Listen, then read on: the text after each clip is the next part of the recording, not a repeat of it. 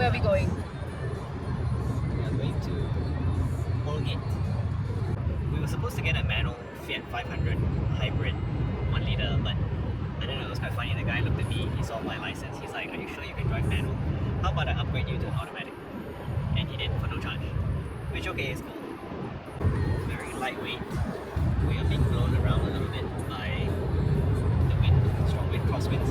I forget how much crosswind there is UK highways, and yeah, it requires a bit of focus.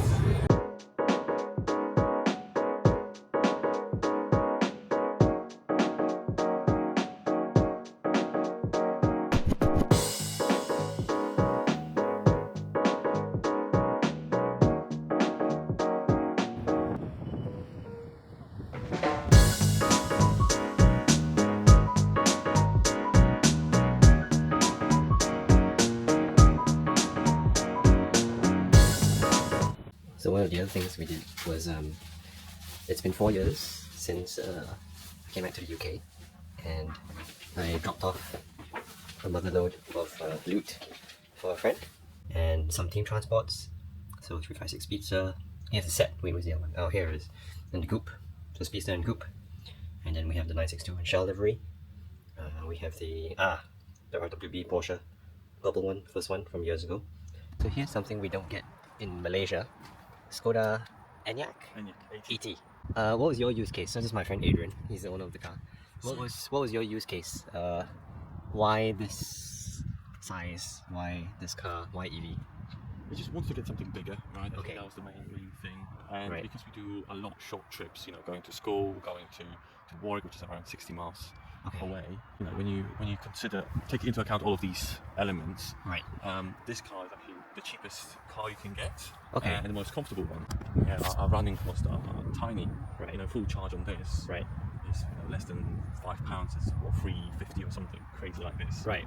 So we were speaking about this yesterday, and what was the calculation? You were saying, okay, in the background, people can see that there is a wind turbine in the background, and that factored into your decision, right? Yeah. So how does that work? You mentioned 7p. So basically what we do is when we connect our car, our utility provider can actually connect to the car, Right. and they can decide when they want to charge the car. And when you do that, we can actually charge the car for 7 pence per kilowatt.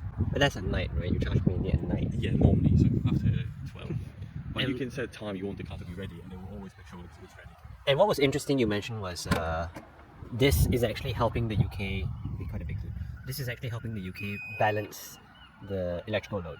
Yeah, so obviously at night, the challenge in UK I'll is take that it. there is a very high need for power at around tea time, so Okay. 7 p.m. when everyone gets home, starts cooking. Right. But then the problem is you've got these massive power stations, and you still have to maintain the power supply at night. So Right. like with everything has a minimum turn down, minimum load they can support. Okay. So by having EVs, you can actually smooth out the power massively. Right. Because wind power, you can't throttle Yeah, you it can. down. Yeah. What You can't tell the wind to stop blowing. That's exactly it. Yeah. Okay. So this is having a great impact, and that's why you got Okay. these incentives. Okay. Because otherwise, 1 kilowatt would be between 25 pence to 33 pence a time. 4x. You've Four got times. massive difference. Four yeah. times high. And you mentioned if you went to a actual station, it's what, 70p?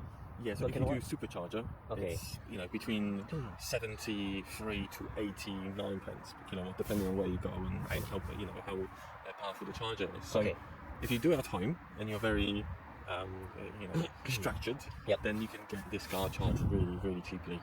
see. But if Okay. you do a lot of traveling, this car will be much more expensive Right. than normal. This incentive is throughout the UK, right? It's not limited to just here because the wind turbine is right there. Yeah.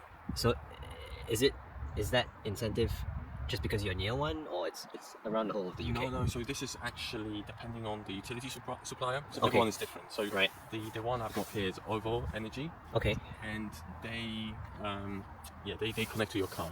Whereas Okay. there is also Octopus Energy. They do it differently, and you've got 4-hour slot, the same 4-hour slot every night. So how does this compare to your previous car, which was Corsa? So obviously this is much more powerful, right? 150 kilowatts, 310 Yep. newton Oops. meters. Oh. It's just easy to drive. Obviously it's not an exciting car, don't get me wrong, but it's super easy. Do you see a big difference in the range when it's like winter and summer? Yeah. So Okay. winter. It all depends, right? If you are strategic about it. So if you charge your car just before you leave, the battery is warm. Yeah. So actually, your hit on your battery is not that bad. So I always schedule my battery to finish charging just before I leave. Right. So actually, the difference is quite small. If I forget to do that, or I don't know, I went for a long trip day before, or I don't need to charge, then the hit is massive.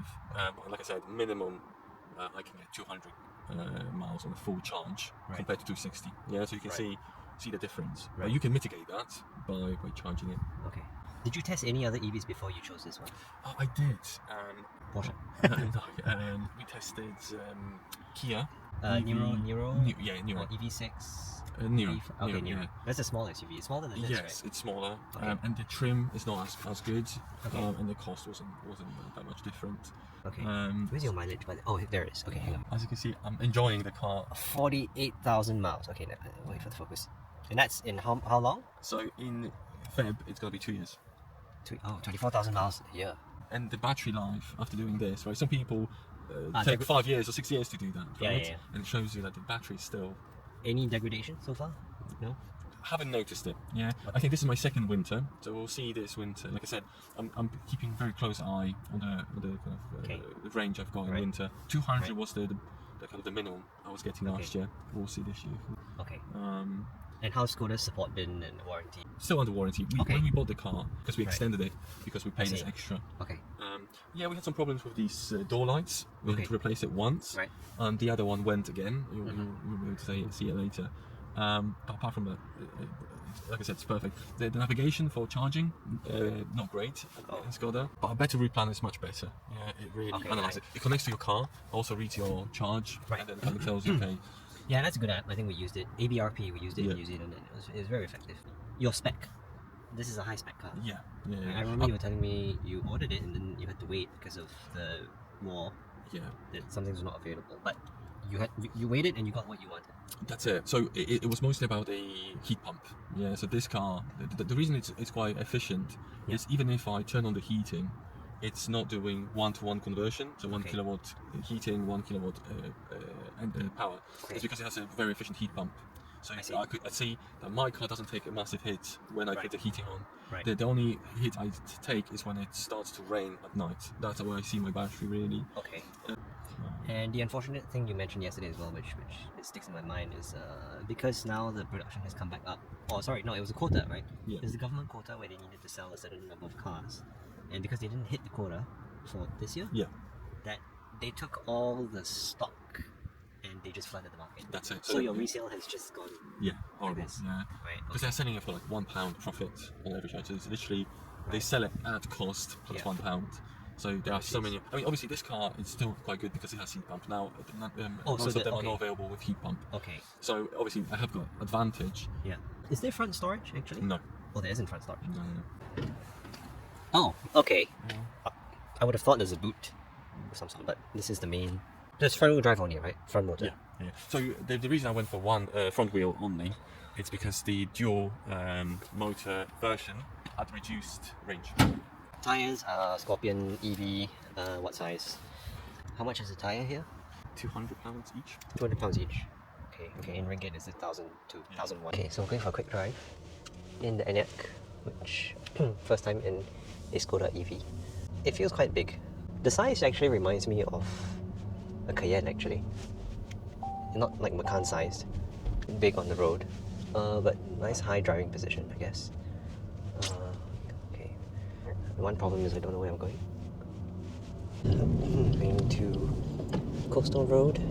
So I read up on this car. Actually, it's only a 3-cylinder engine, 1.2 litre 3-cylinder hybrid, and that explains why yesterday on the highway it sounded like it was struggling. But wow, look at this countryside. You don't need a supercar to enjoy it, I guess.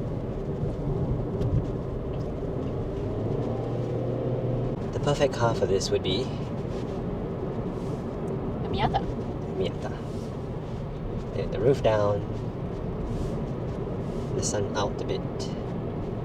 Perfect. So that was a beautiful road coming in. I remember the last time I was here, I saw really cool classic Caterham Super 7 going around that. There's an elderly gentleman at the wheel hustling, and that was cool.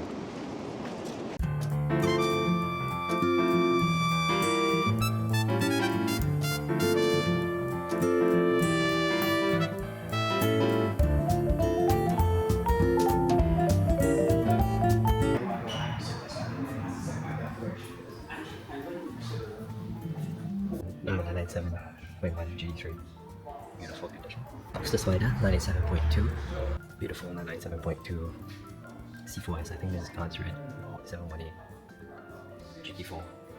Never fully equipped. Fully equipped workshop. With 996 race car in there.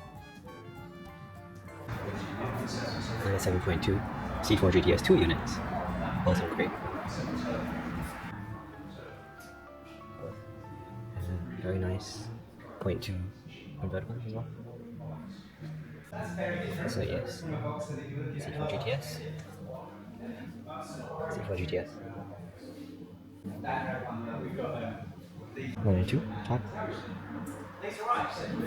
Yeah, I mean the biggest thing is just he's got space. Yeah, Beautiful. down there, but he can. Where he was before. Boxster 981. GT4. 7.1 turbo. It is a manual. Manual. Right, things we see in London. Beautiful 997.2 manual. Parked on the roadside. There's a manual. It's nice to see these cars out. 599 casually parked on the street. And always my soft spot. Nice number plate too. 992.